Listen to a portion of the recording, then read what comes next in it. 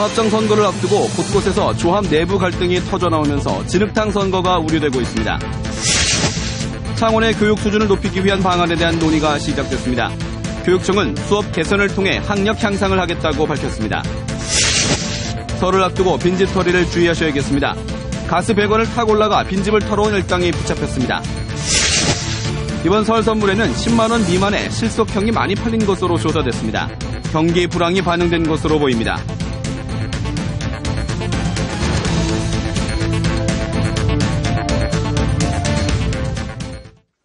안녕하십니까. 이어서 경남 소식입니다.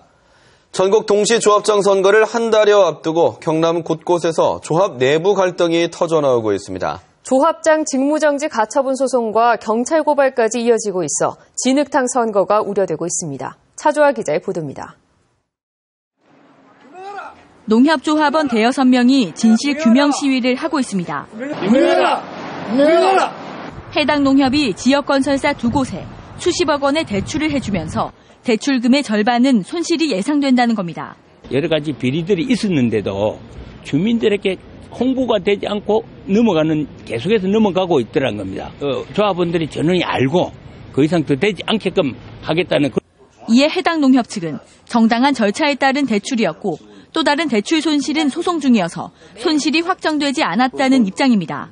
소송 결과에 따라서 처분하면 됩니다. 조합이 잘못됐으면 조합에서 책임지고 또 대책이 잘못되면 대책에서 책임지면 되는데 소송 결과에 따라 처리할 내용을 굳이 이 예민한 시점에 다음 달 11일 전국 동시조합장 선거를 한 달 앞두고 경남 곳곳에서 내부 갈등이 터져나오고 있습니다. 이 농협에서는 조합원 7명이 조합장의 배임 혐의에 대해 진정서를 냈다는 이유로 환원사업 대상에서 제외되자 시위에 나섰습니다. 서부농협의 명의를 실추시켜가지고 대의원회에서 이 사람들은 한사업 규제를 시켜라. 이래가지고 이사회에서 규제를 시킨 겁니다. 창원의 또 다른 농협도 일부 대출자에게 가상금리를 인상했다는 내부 폭로로 조합장이 경찰 고발되는 등 조합장 선거를 앞두고 내부 갈등이 수면 위로 떠오르고 있습니다. KBS 뉴스 차주아입니다.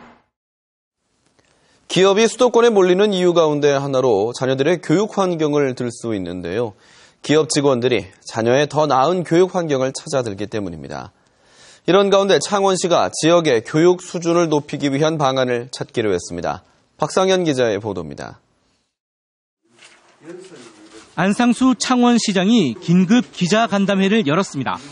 안 시장은 이 자리에서 창원 중고등학교 학력 향상을 위한 교육관계기관 연석회의를 제안했습니다.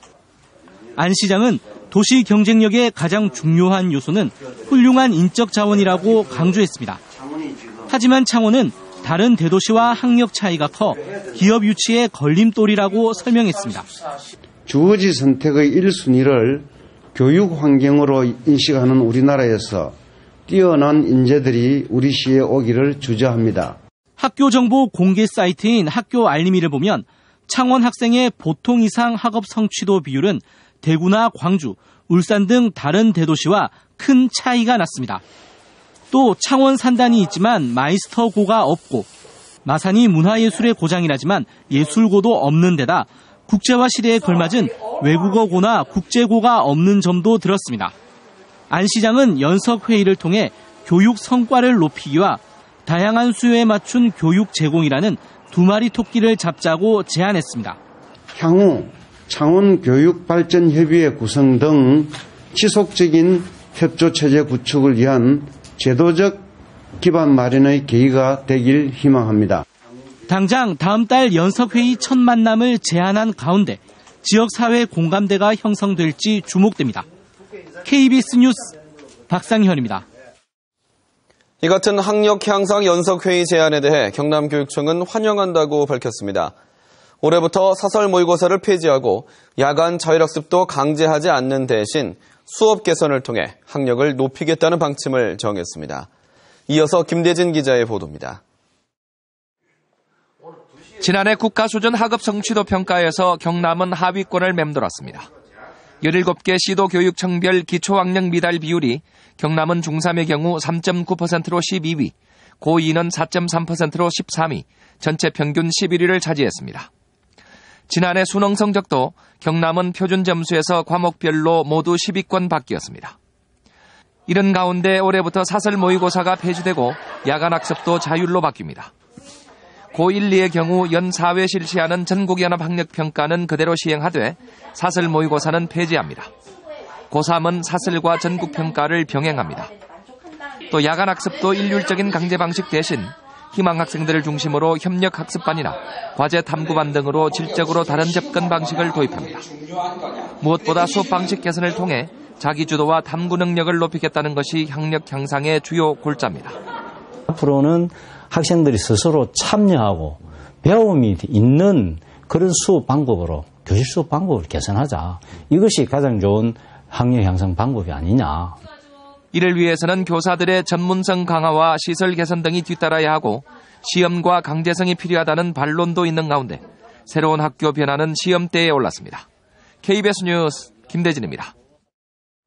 설 명절이 다가오는데요. 집을 잠시라도 비우실 때는 문단속 철저히 해야겠습니다. 가스배관을 타고 올라가 빈집을 털어온 일당이 경찰에 붙잡혔습니다. 보도에 송금한 기자입니다. 건물 주변을 서성이던 한 남성이 위쪽으로 올라갑니다. 건물 바깥에 설치된 배관을 타고 안으로 침입한 겁니다. 잠시 뒤 이 남성이 안쪽에서 출입문을 열고 나와 또 다른 남성과 함께 들어갑니다. 40살 김모 씨 등 3명은 이런 수법으로 지난해 12월부터 지난달까지 대구와 경북 일대 빈집을 털어왔습니다. 22번에 걸쳐 이들이 훔친 물건은 모두 1억 1천만 원 상당. 건물 옆에 창문으로 통하는 배관이 있어가지고 그 창문도 열려있었고 그걸 튼튼하면 되었습니다. 3층까지 올라가시는데 시간이 얼마나 걸리세요? 배관 타고? 20초 걸립니다. 배관 옆 창문을 열어놓은 집에 들어가는데 걸린 시간은 불과 20초 안팎. 물건을 훔쳐 달아나기까지는 15분도 채 걸리지 않았습니다. 피해 지역은 대학생과 직장인이 많이 사는 원룸이나 다세대 주택가가 대부분이었는데 해질녘에 주로 집이 비어있는 점을 노린 겁니다. 빈집만 노리다 보니 범행 현장에서 한 번도 집주인에게 발각된 적은 없었습니다. 설 명절을 맞이해가지고 제수용품이나 그 시장에 가는 경우가 많이 있을 것으로 사료됩니다. 그때는 그 집의 시정장치 등을 확인한 이후에 나갔으면 범죄 예방에 큰 효과가 있을 것으로 판단됩니다. 경찰은 빈집털이범 3명을 구속하고 이들이 훔친 물건을 사들인 1명을 추가로 입건했습니다. KBS 뉴스 송금환입니다. 설 명절을 보름 정도 앞두고 전통시장과 백화점 등에서는 벌써 설 선물 세트가 나왔습니다. 어려운 경기 탓인지 가격이 비교적 저렴한 실속형 제품이 대세입니다. 오종우 기자의 보도입니다. 백화점 매장에 벌써 설 선물들이 자리를 잡았습니다. 이 백화점은 이번 설에 10만 원 미만의 선물 세트 물량을 20% 이상 늘렸습니다. 가격에 민감해진 소비자들을 고려한 겁니다. 올 설에는 불황을 감안하여 전년 대비 10에서 30% 더 저렴한 중저가 상품들을 많이 준비했고요. 이 대형마트도 최근 설 선물 세트 매출을 분석한 결과 실속형 제품의 매출이 크게 늘었습니다. 2, 3만 원대인 통조림과 커피 세트는 20% 안팎, 만 원대 이하인 양말 세트는 35%나 늘었습니다. 겉포장보다는 내실 있는 선물을 찾는 소비자들은 전통시장을 찾고 있습니다. 이 건어물 가게는 멸치 선물 세트를 따로 만들어 선보였습니다. 300세트, 아니면 500세트, 이런 식으로 작게는 20, 30세트씩 이렇게 하세요. 이렇게 하면 저희가 평균 나가는 게 1,500세트에서 2,000세트 정도 나가고 있습니다. 지난해 작황이 좋아 가격이 더 저렴해진 청과상에도 벌써 활기가 넘칩니다. 굳게 닫힌 소비자들의 지갑을 열기 위해 이번 설 선물 세트는 실속형이 대세로 자리 잡았습니다. KBS 뉴스 오종우입니다. 다음은 저희 KBS 창원방송총국의 이웃돕기 성금을 보내주신 분들입니다. 김해시 대동면 노인회 이상조 회장의 회원일동 80만 원, 창원 스마트 세탁기 에어컨 청소 안경근 50만 원, 김해 이사화물연합회 성대용 회장의 회원일동, 의령군 부림면 동부한우법인 유대명의 회원일동이 30만 원을 보내주셨습니다. 합천군 야로면 하용화 의용소방대장의 대원일동, 대한민국 팔각회, 경남지구 창녕 팔각회, 제7일 안식일 예수재림교 마산중앙교회, 거창군 남상면 자율방범대에서 각각 30만 원을 맡겨주셨습니다. 성금을 보내주신 분들께 감사드립니다.